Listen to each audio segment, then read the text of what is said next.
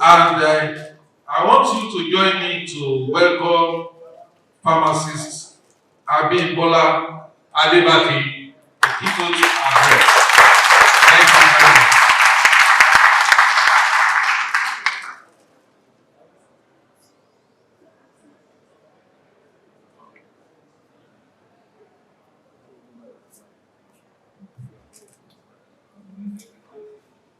Good afternoon, ladies and gentlemen. You have me again. How are you? How is business? I can't hear you. How is business? We are fine. Thank God. You know if they put a form? Yes. No. We Nigerians will add our own. Thank God. Or God forbid. We will add our own language. And I'm happy to be here. Thank you very much for the honor of having me here again. I say I'm a friend of Appman, and I wish you just the best because you're a very important part of the healthcare sector. As much as possible, wherever I go, people say, oh, she's a pharmacist. But I say, well, I'm a healthcare provider. I'm in the healthcare sector. I am providing healthcare. I want to get down that definition. Because if you try to box yourself in a corner, you tend to limit and underestimate what you are able to do. But if you see yourself as part of a system, as part of a connection, you are connected to this, to that, to this, to that, to that, you will understand the gravity and the importance of your work. And you will take it not just for yourself and not just for short term, but you will take it for a more holistic purpose and you will take it also for long term. Did you hear me? You take it for a more holistic purpose because it's more important than just you as an individual. Secondly, you take it for long term, not just short term. And I say this because many people think once you are dealing in drugs, you are in for money. True or not true? They just think we're there for money. Then they bill us, and we smile. Sometimes they also want to do for money, but they see that it's not quite as smooth as that. We're actually part of the healthcare system in Nigeria, and therefore any of the shortcomings, the failings, and the limitations of the sector, we need to bear responsibility for them. And then any of the growth, the increase, the improvement, we also take part of the glory. Is that okay? So when I was given this topic to speak about the risks, the challenges, the opportunities post-COVID, I thought it was very important to speak about, first of all, the fact that who are we? When you know who you are, you then understand the relevance of this very important topic. During COVID, all eyes were on us in healthcare. True or not true? True. Some people thought we were making a lot of money. And I remember listening to presentations, perhaps of consultants. They drew all sorts of things around sectors, and they said the sector that is making the most from COVID is the health sector. Did you all make money, more money during COVID?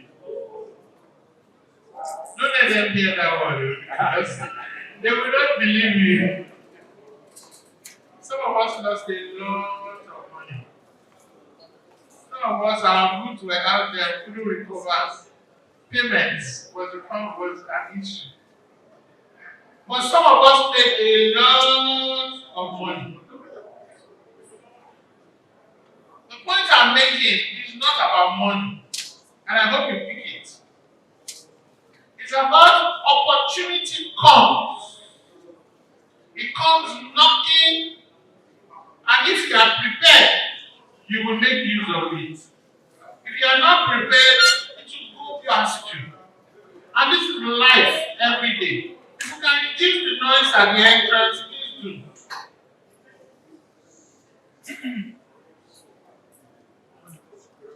Opportunity comes. And apparently in life, opportunity is constantly coming in different shapes and different outfits. Opportunity wears different clothes and is coming, and it will be open to those who are prepared for it.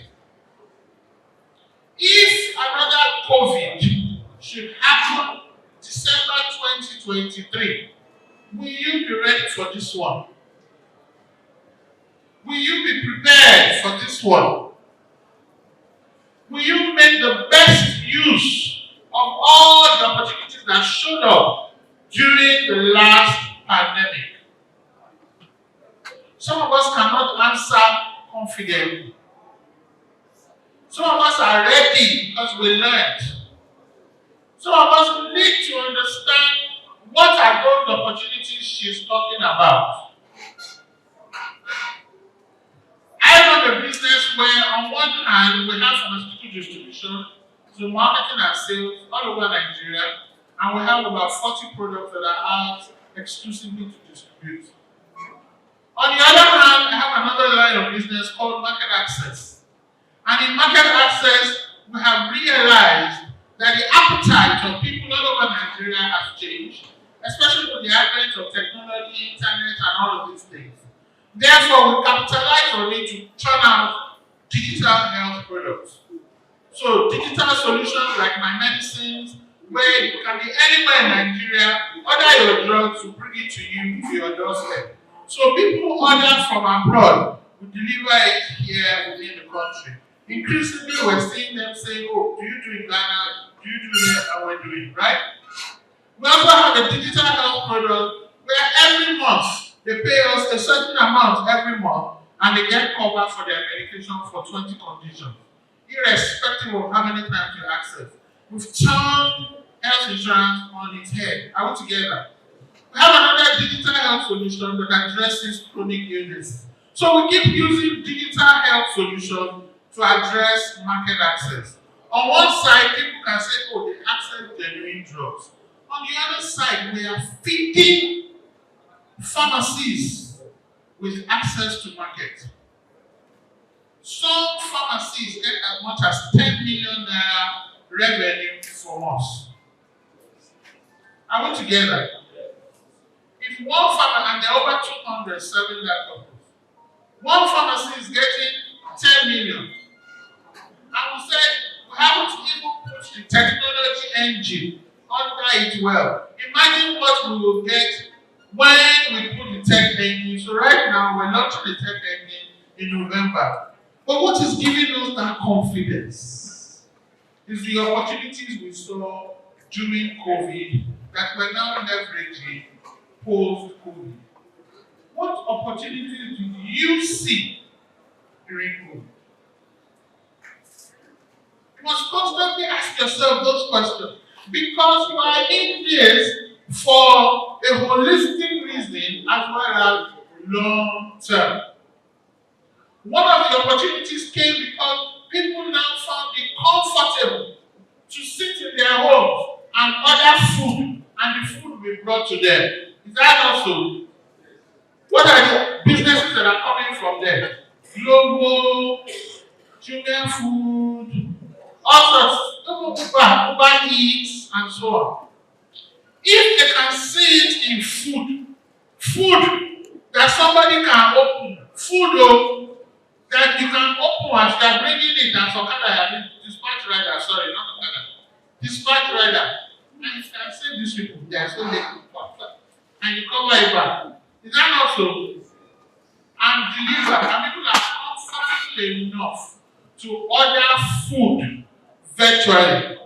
Imagine that they have become comfortable to order medicines virtually. Is that not it?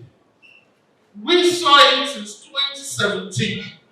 This October 1 is the 6th anniversary for our solution. We saw it before COVID and we're growing like this. During COVID, we went 5 times. Since then, we've been growing that arm of the business. What did you see from COVID?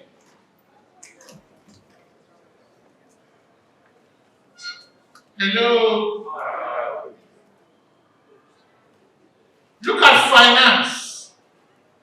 I've talked about the appetite of the people and their openness to tech solutions. solutions. Let's talk about finance. Pre-COVID, Nigeria boasted of raising, let's say, $32 million in investment towards health tech and things of that nature. A comparative number if you look at the pharmaceutical sector. Now, if you look at it compared to fintech, all of the Flutterwave, Paystack, and so on, we were doing a minute volume. Post-COVID, it was as if the whole world was like, we need to fund healthcare.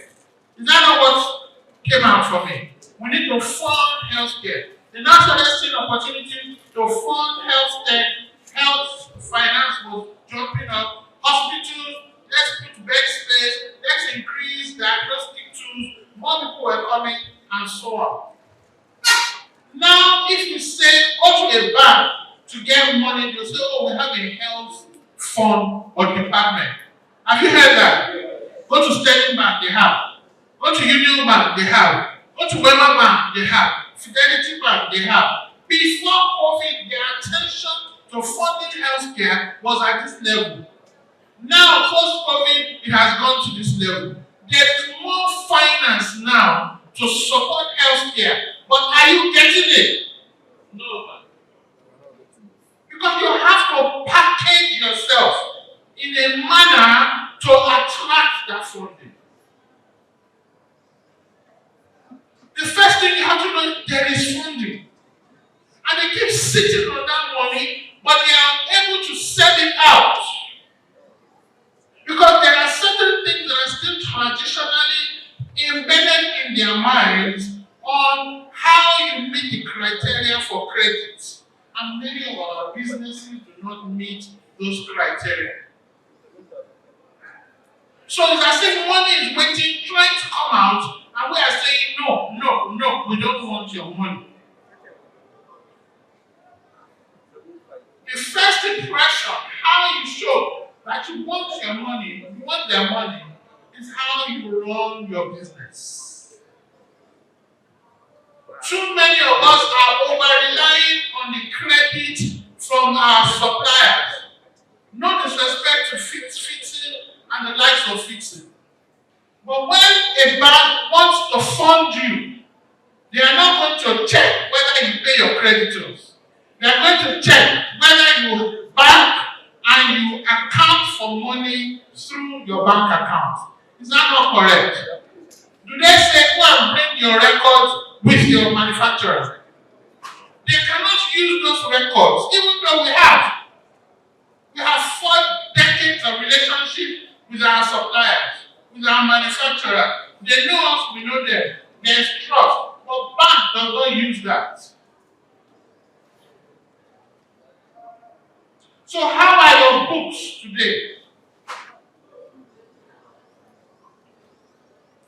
Too many times we use other sources of funding that we cannot account for in our books.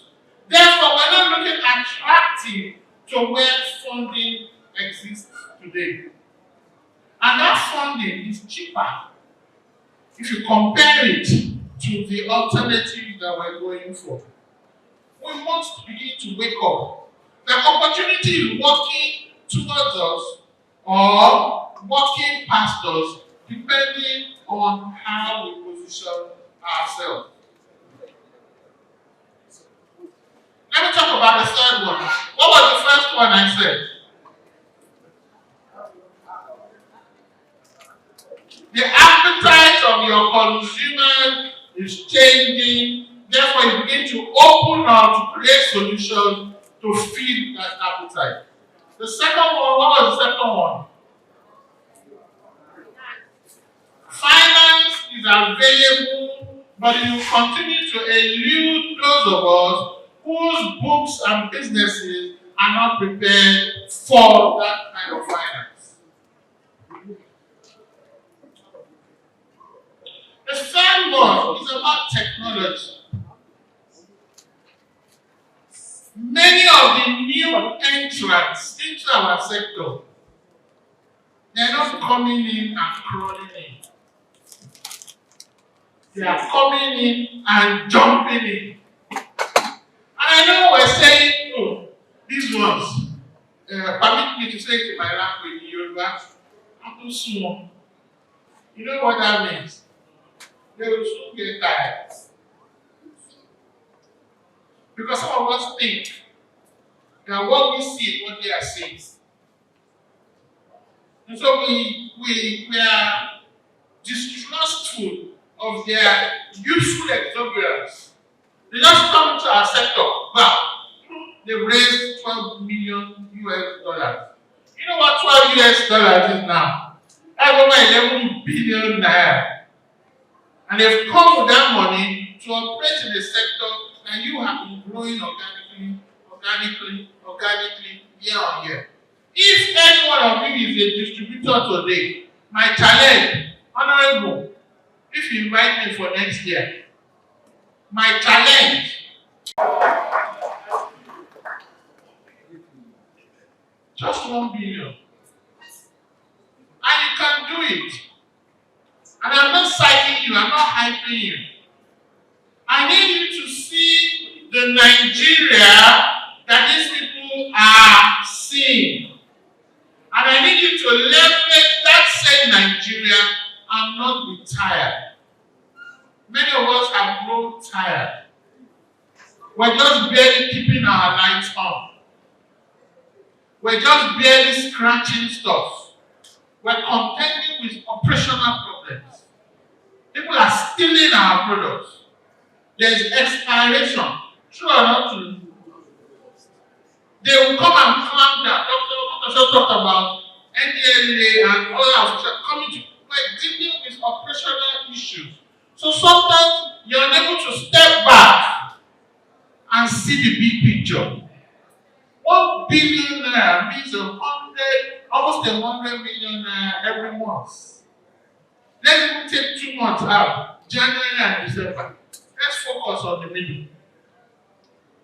To do 100 million, if your product is 1,000 naira a pack, how many packs do you need to sell? How many? Hello? To do 100 million naira, and your pack is 1,000 naira.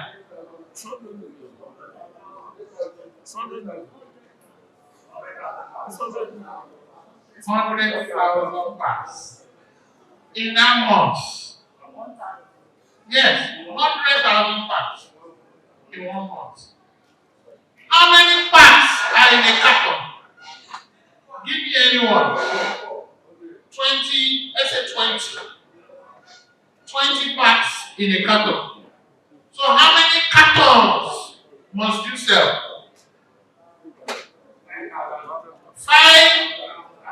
5. You need to move 5,000 cartons of that product that month.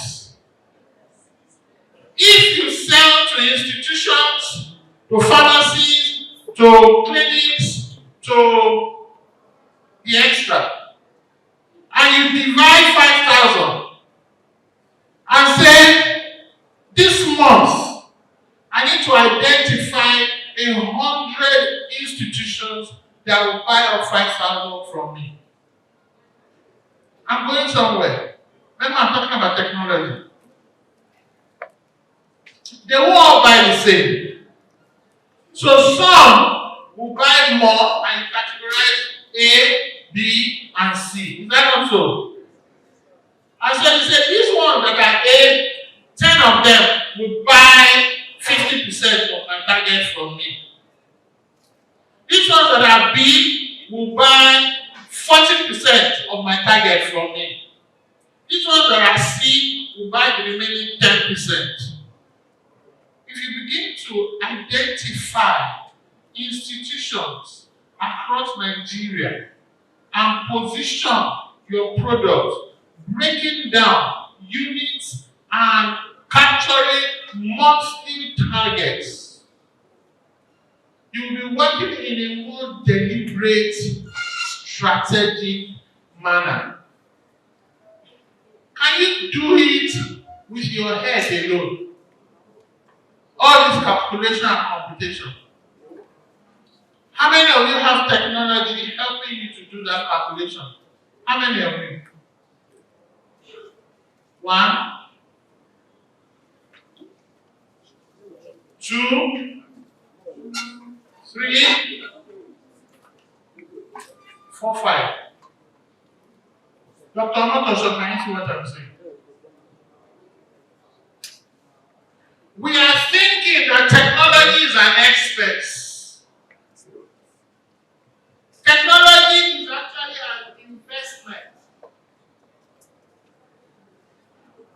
The technology you go to acquire, see it as an investment. Because I'm going somewhere.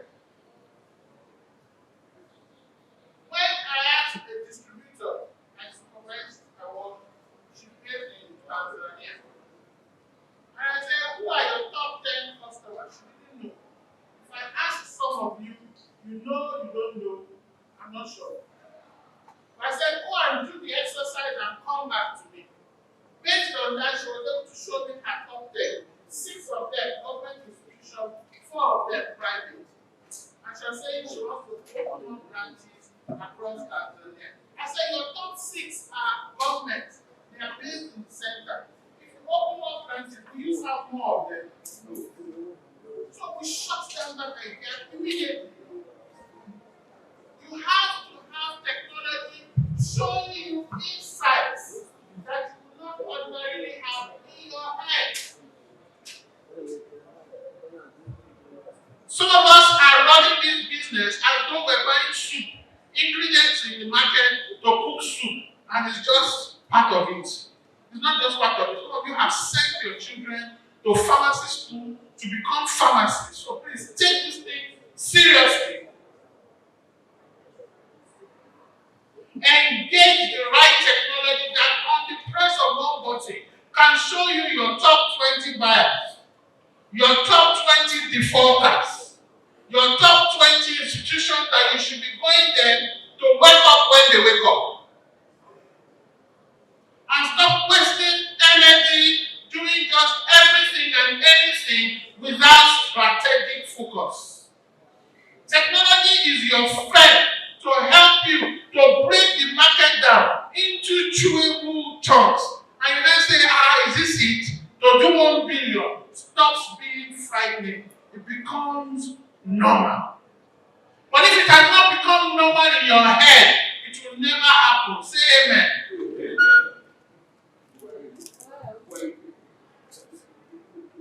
I'm telling you because this is very important. You must see it in your head. You must understand your numbers. You must see that you are expiring 15 million worth of drugs every year. Do you know what 15 million worth of drugs? If your markup or your margin is 10%, to make 15 million naira, that means you sold 150 million naira sales. So anytime you are losing 15 million worth of inventory, you are actually saying rubbish to all the work you have put in to do sales of 150 million. Is that not what you are doing? How many of you today, as I stand, can authoritatively tell me this was my expiration level in 2022?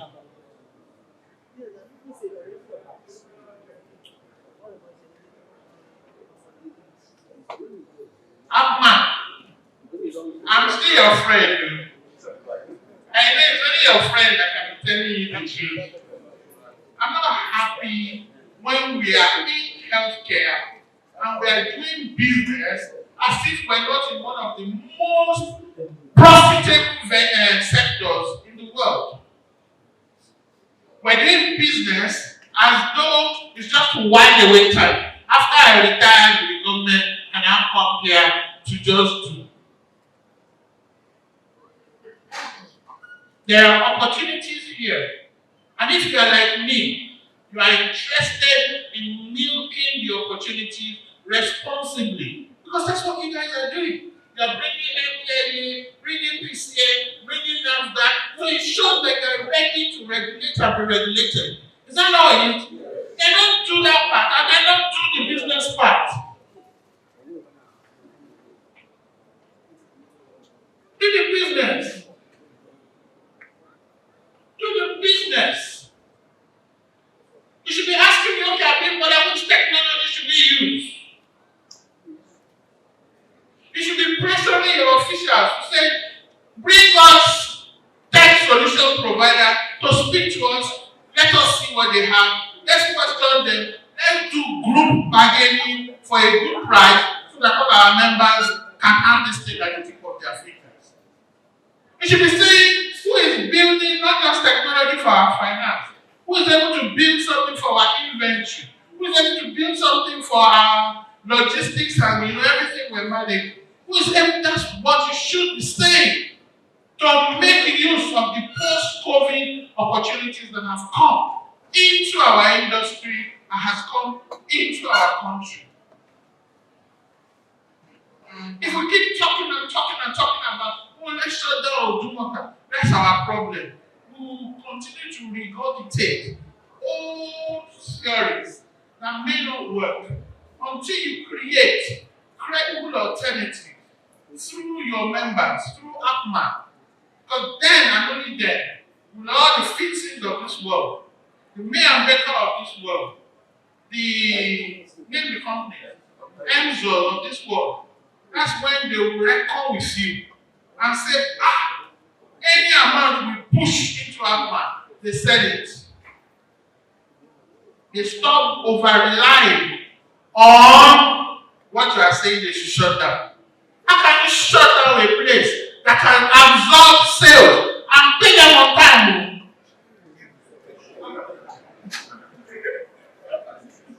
It's like we're joking. You understand what I mean? They pay on time. So what we need to do is create ourselves a formidable alternative that can be regulated, that can assure the regulators that we are above board, and then we are doing the business of healthcare. We have the capacity. So if they say they have 5 billion deficit in their trade and they must make that sale, we say bring it, we negotiate, they pay it, they bring it to us at 4.5 billion. We know our members have capacity. Are we together? Then, when we have done that credibly for years, you will find Idumota shrinking naturally.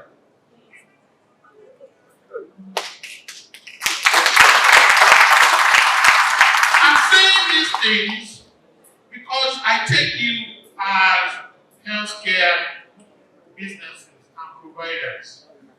But if you just see yourself in a limited fashion, you will not relate to what I'm saying. There are opportunities that have come post-COVID in terms of the appetite, in terms of the products, in terms of the finance that is available, in terms of the technology that is available. Now, rise up and do the business of healthcare. Thank you very much.